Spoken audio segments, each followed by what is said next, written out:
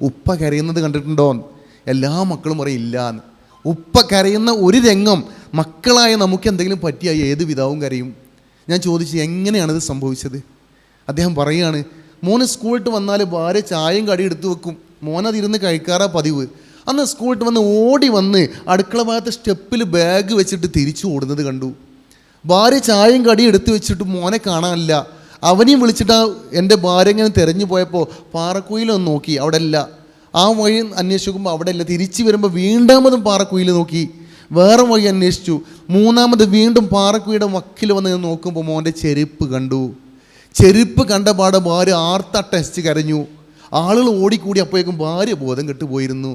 ആളുകൾ വന്ന് ആ പാറക്കുയിൽ ഇറങ്ങി മുങ്ങി തപ്പി എൻ്റെ മോൻ്റെ തണുത്ത ശരീരം എടുത്തുനിന്ന് ആ ഉപ്പ കരഞ്ഞിട്ട് എന്നോട് പറയാം.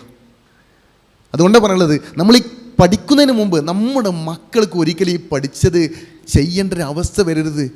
തിരക്ക് കഴിഞ്ഞ് നോക്കുമ്പോൾ മക്കളുണ്ടാവില്ല. പാലക്കാട് ജില്ലയിലാണ് 2 വർഷം മുമ്പ് ഒരു ഉമ്മക്ക് 3 മക്കളാണ്. 3 ആൺകുട്ടികളെയാണ് ദൈവം കൊടുത്തത്. 9 വയസ്സ്, 7 വയസ്സ്, 3.5 വയസ്സ്.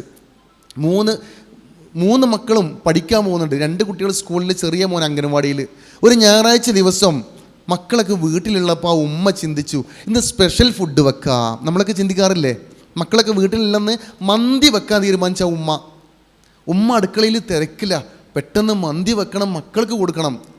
നല്ല തിരക്കാ. ഈ 2 കാക്കുമാരിങ്ങനെ പോകുമ്പോൾ കുഞ്ഞനിയനും കാക്കുമാരെ കൂടെ പോയി തൊട്ടപ്പുറത്തെ മാവിൻ്റെ ചുവട്ടിൽ മാങ്ങ പെറുക്കാൻ പോയതാ. ഉമ്മയുടെ തിരക്കൊക്കെ കഴിഞ്ഞു, മന്തി വെന്ത് പാകമായി.